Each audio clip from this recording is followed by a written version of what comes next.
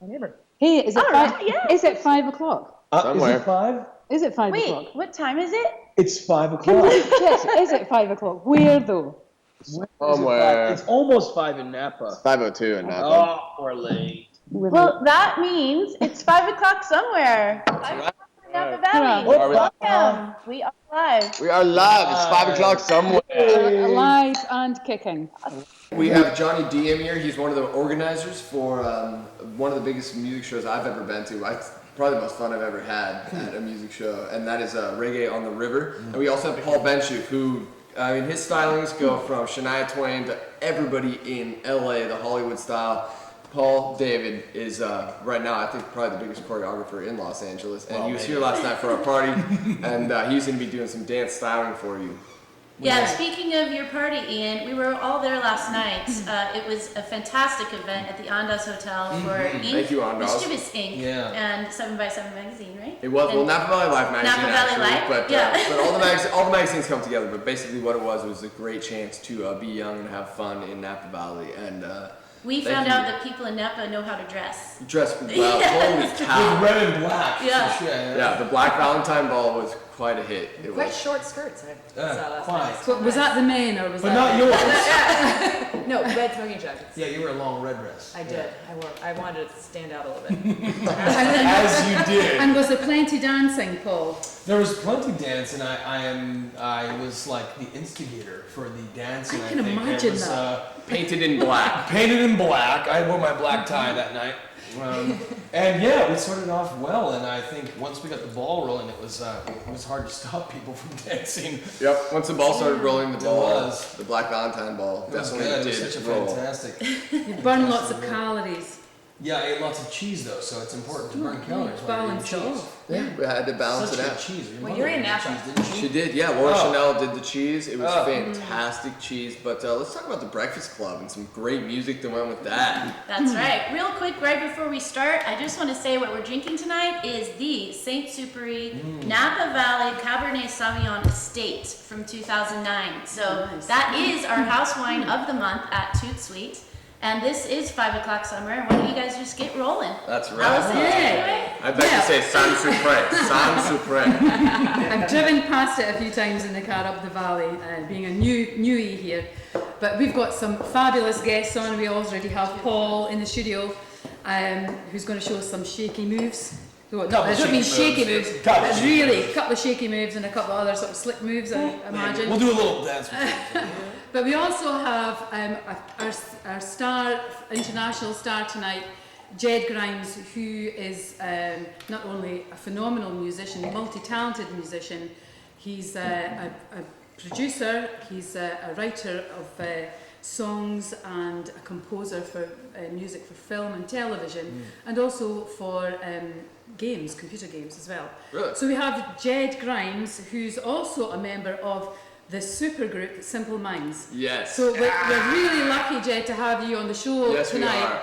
And we'd love to hear about your life as a travelling musician. I know you've just completed a massive tour of Australia and New Zealand. How did that go? Huge audiences. Well, thanks for inviting me on the show today. It's nice to hook up with fellow Scots persons and new friends from Napa as well. We had a fantastic time in Australia and New Zealand. We were actually playing wineries. We did a concert tour of wineries, so it's quite apt considering the Toutsuite show. It was a fantastic time. We had it was a sold out tour. It was ourselves and the Los Angeles band Devo, who were opening up for us as well. So it was a really good bill. The Church as well, an Australian band were playing. But Australia is just a fantastic country and it's a very outdoor lifestyle. So it really kind of suited us. And it was great to go and play to sell out audiences, 35 years after the band started. I haven't been with the band 35 years, but it's Years old, you would never know it.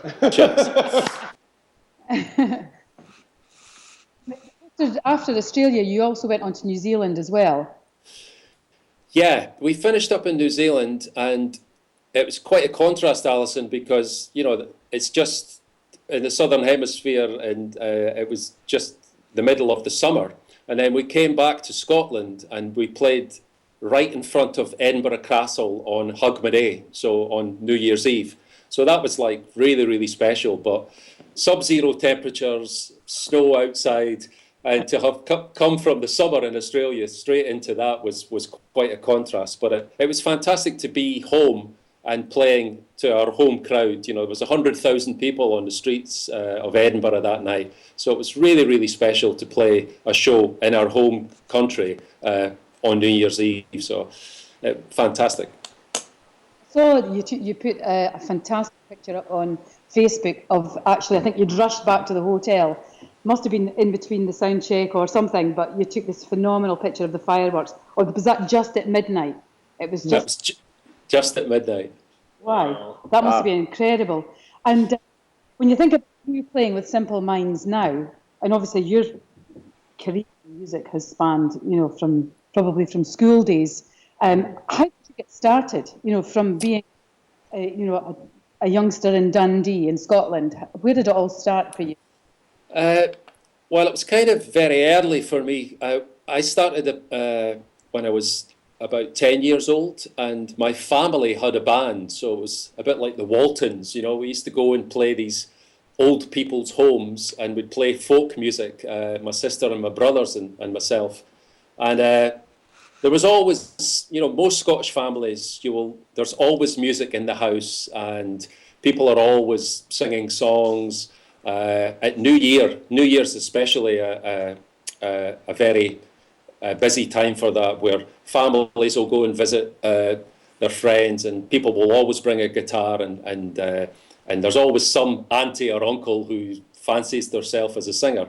So the house was always full of music, and that was kind of my first experience and my first real kind of feeling of I really love music, and I really want to kind of when I left school, I really decided then, when I've been writing music, I got involved in doing stuff, doing a lot of music for computer gaming as well, which was, kind of a very different thing for me to do. But I think if you approach things in music where you think you're always learning something, and it was one of the best moves I made when I got involved doing music for computer games, because it just made me learn more about composition and about different styles of music.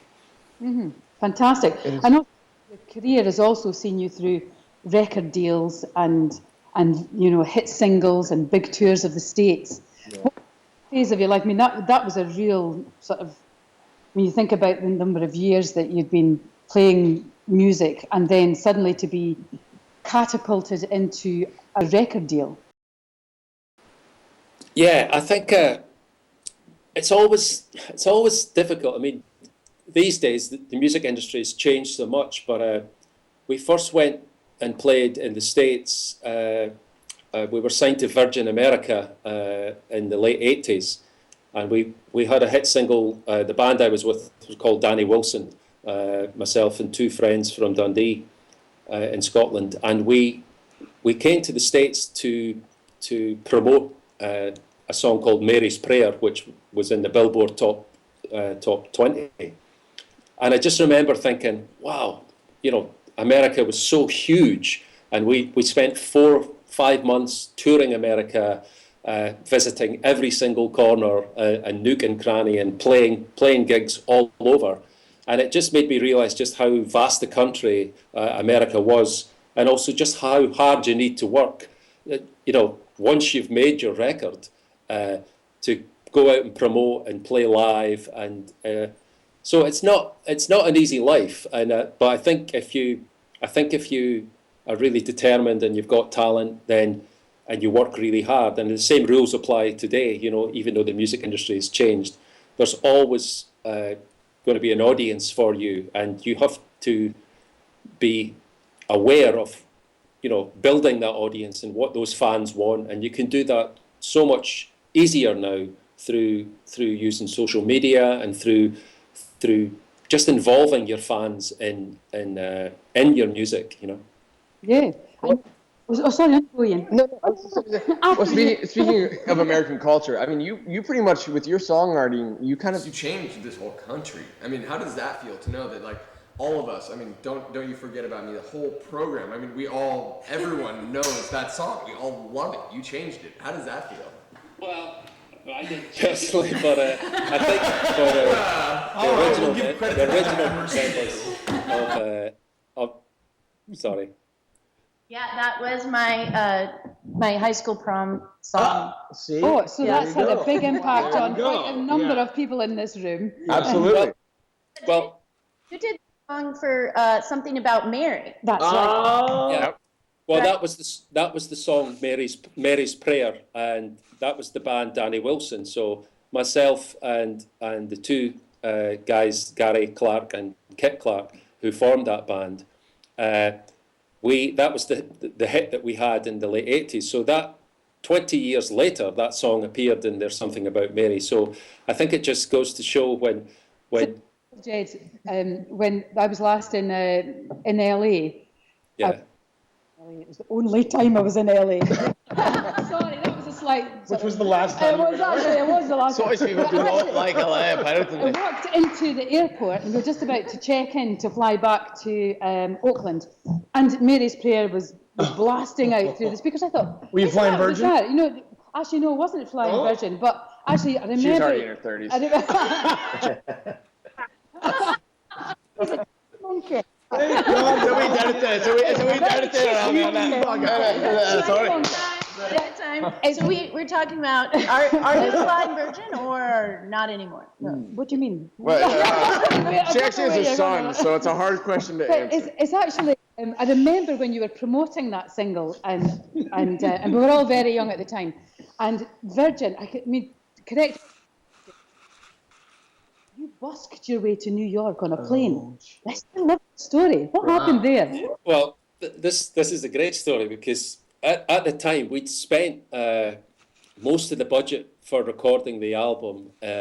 We did most of the album in Denmark in a studio there, but then we had this idea that we wanted to record with this famous jazz trumpet player called Lester Bowie, right, who was based in Brooklyn. So Virgin said, well, you've no budget left, so you'll have to go busking on the plane. And we did this little three-piece thing, Burt Bacharach and Frank Sinatra numbers. So we said, okay, we can do that.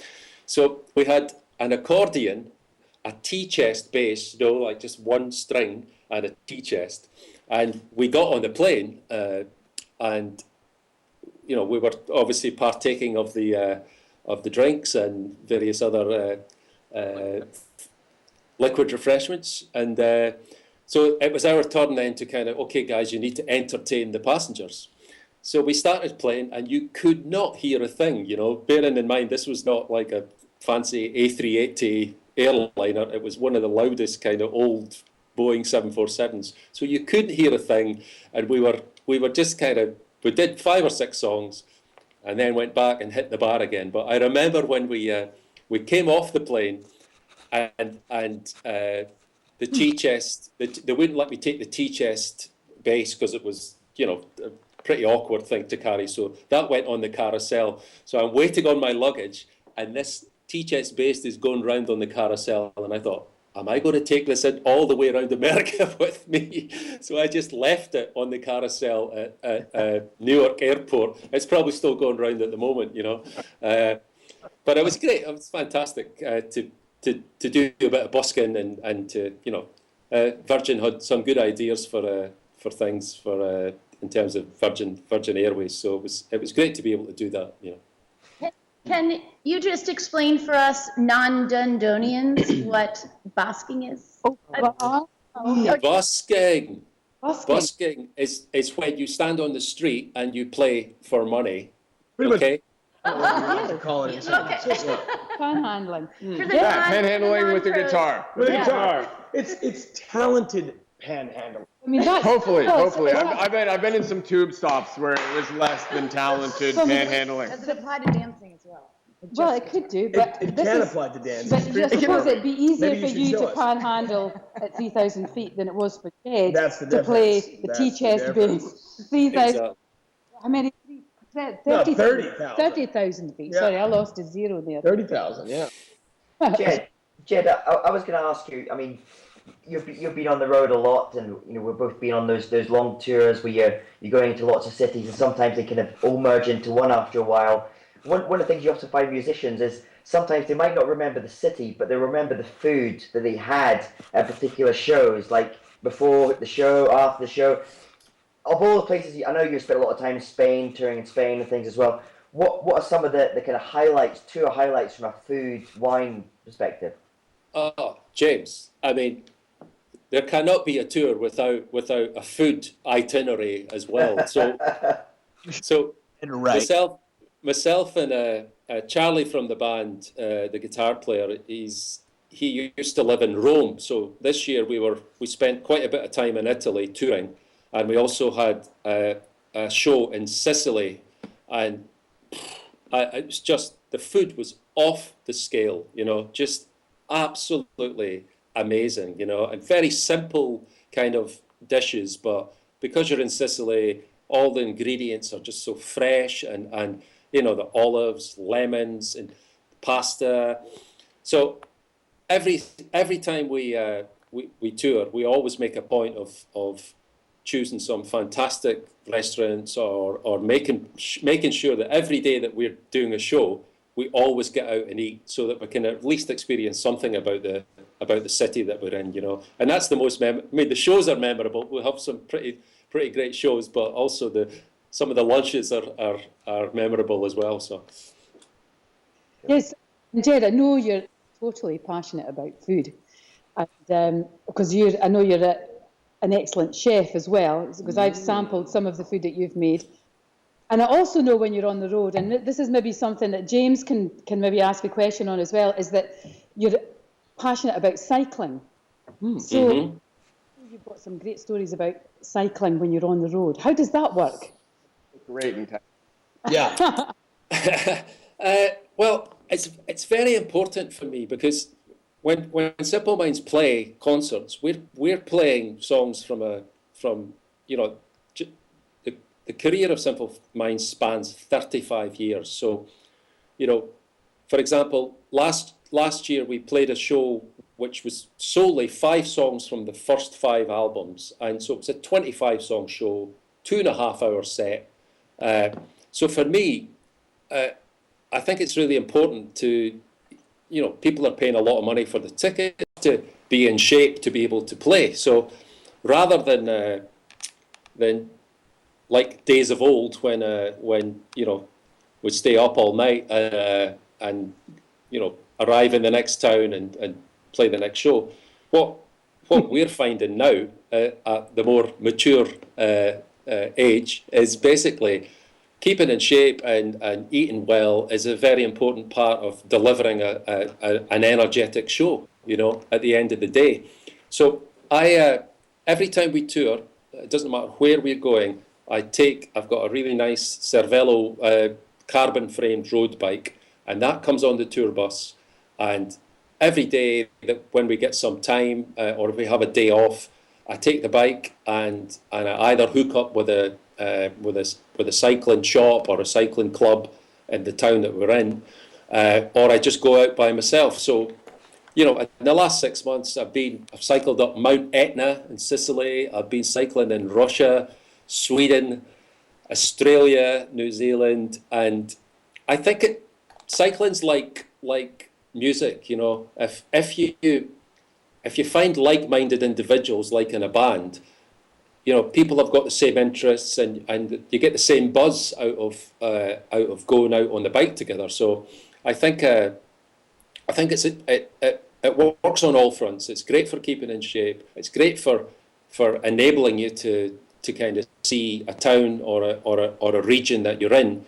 And I'd rather be doing that than sitting in a hotel room, watching the TV basically. So it's great, and it keeps me energized, and cycling has taken me some amazing places, and we're heading out on tour in a month's time, starting in Dublin. We've got 2 weeks in Dublin rehearsing, and the bike will be the first thing that goes on the plane with me. So it's become a really important part of just my kind of weekly routine, you know. It's funny you mention that, because after you told that story to me before, and I was speaking to Luis Conti, the percussionist with Madonna and a whole bunch of different people in LA, and he works with James Taylor, the singer-songwriter James Taylor, and they do exactly the same thing. They'll be driving into the city that they're playing that night, and they'll get dropped off, you know, a couple of miles before, and then they'll cycle into town to the hotel. And then he was telling me a lot of artists do this. I think David Byrne just had a book out recently about cycling. It's it's a really cool part of some musicians' lives people don't know about. Yeah, I think as well, James, that if you can plan it, you know, last year, for example, I cycled between 2 of the shows in Germany, you know, and I kind of worked out, okay, it's 100 kilometers, right? We have a good bit of time. We don't play until later on in the evening. So I did the 100 kilometers during the day. Wow. I arrived before the rest of the band, you know, quick shower, and I just felt like really ready to do it, you know. Yeah. So, and also there's something about, I mean, without getting too deep into it, there's something about cycling and the cadence of cycling and rhythm in music that, you know, I just find it's kind of, it's quite a rhythmic thing to do, you know, and to kind of get into the zone with it. So it's actually really good for focusing your mind, and obviously, you know, it's just a great way to get out and to see things, because when you're touring, as you know, you have an afternoon in a city, or you have one day. You very rarely get a great chance to see what's going on, or to see what a city's about, or what a town is really about. So get on your bike, always stop somewhere and have a coffee and a cake, or, you know, and you'll meet people as well. So as I said, it's a very important part of what I do now, you know, and the band really support it as well. They're, you know, Mel, the drummer, has been out with me a few times at cycling as well, and it's kind of, you know, it's nice to spend time doing something together during the day that's not music. Then when we do get on stage at night, you've had an experience, you know, with the rest of the guys in the band. So I absolutely love it. And, you know, as I say, I think to play those length of shows and to deliver a show every night, you need to be on top of your game. And Simple Minds certainly, you know, we're well known as one of the best live acts. You know, the band have been doing it for so long, but every night feels like the first night. So we certainly still want to keep that feeling that we're giving we're all, you know. Always to make sure to feel that it's a fresh show. To be honest, I mean, being on the road, I was going to ask you real quick if I might. Absolutely. Being on the road myself too, I find that I like to go off by myself, get time alone. I wish I had my bike with me all the time. I'm a mountain biker. Without the bike, what is it that you are a practitioner of that really gets you prepared? Please go ahead. No. Sorry, yeah, I lost you a wee bit there. Well, I just think from the physical point of view that you know, if you're a mountain biker, physically, there's something about you know, being in shape in terms of, you know, you're getting the endorphins going, and, you know, getting the blood pumping. That's fantastic. But also mentally, it can really focus you as well. And you know, I think in Simple Minds' career, you know, the guys have played thousands of shows. You know, it's the number's astonishing. The band started in 1977, and they've really never stopped. You know, so but for me, it's always about just trying to bring something new into that. And as I said, last year we played these early songs from the band's first 5 records, and it was astonishing how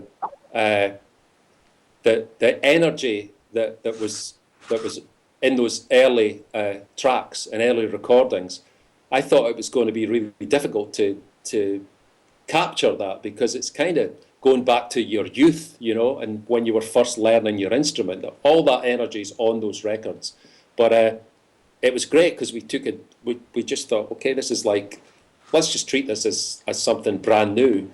And the real diehard Simple Minds fans really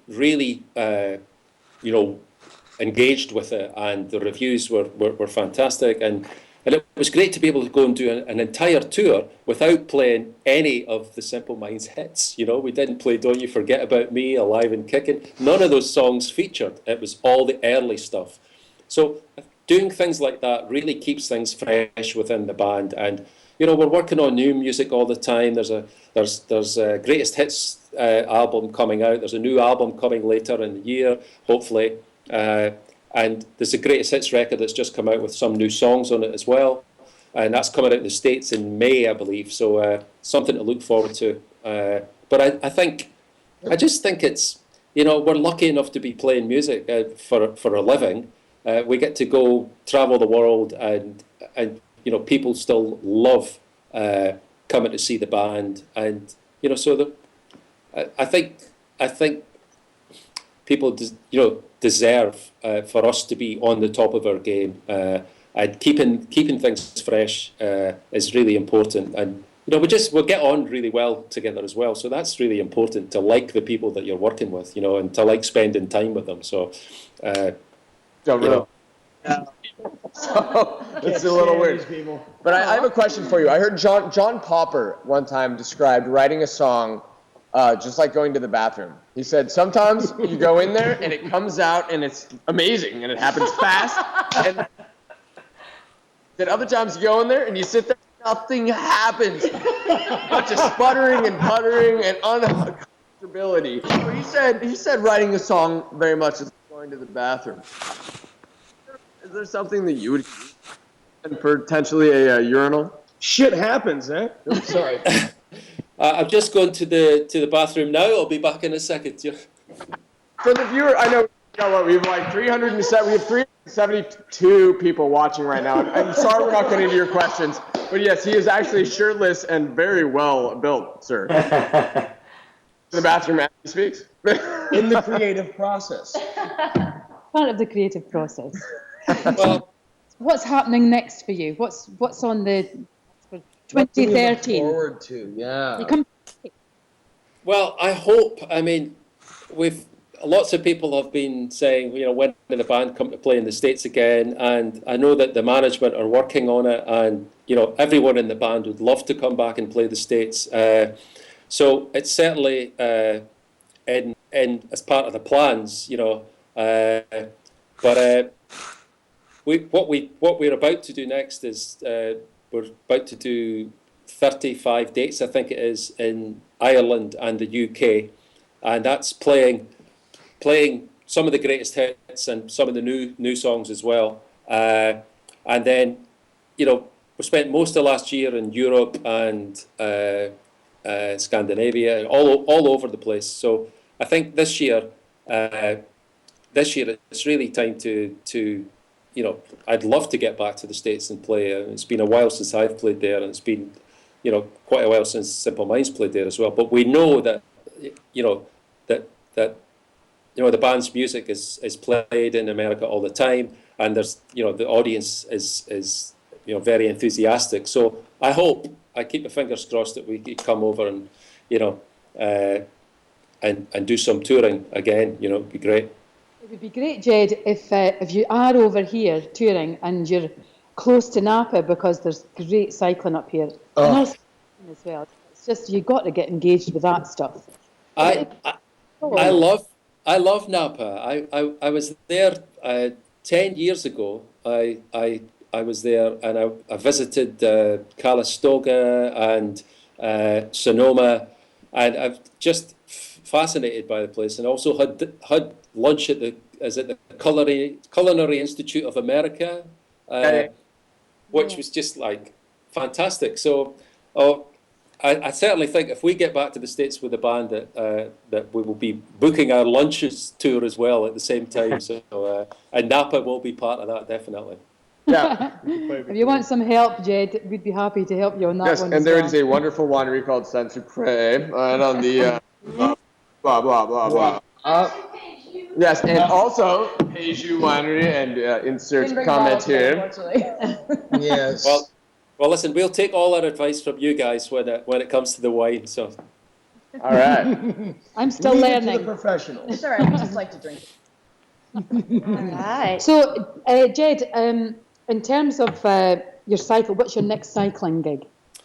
my next cycling gig is we do these things called sportifs, which are they're generally 100-mile runs. And there's a whole series of these in Scotland and in the UK at the moment. And we do one in the Highlands of Scotland called the Etap Caledonia. So that's coming up in May, the day after we finish touring. So it's going to be a tough call, that one. But and it's in the Highlands of Scotland, so there's quite a lot of mountains and stuff. London, right? Say again? You are ridiculous. What I'm going to say right now is a technical little thing. Tonight is the first time that Toutsuite has ever used Skype. I think Scotland blocks it. Maybe. Really? Blocks our format. The feed, yeah. So we're going to have to talk to Scotland. Tell us who to talk to, Okay. please. Because so in order to get talk to you, please do something. Talk to the Queen. Yeah. And for all of the viewers, Scotland's like a better version of Wales. Yeah. And Skype is a better version of Toutsuite.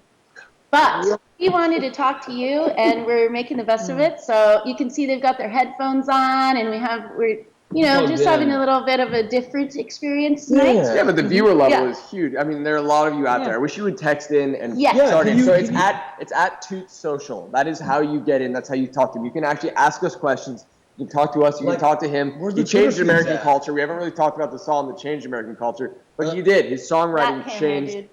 Bro. He actually. You like bro better? So the gentleman we're talking to actually changed American culture with his song and still continues to do so. He's selling out shows for 100,000 people. He's from Scotland, which we don't hold against him. Not at all. Not Wales, though.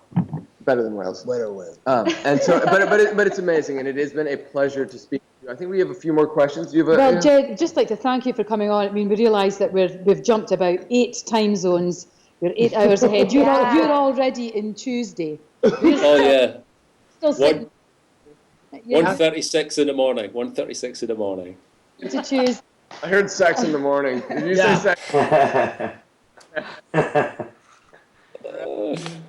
It's been a pleasure.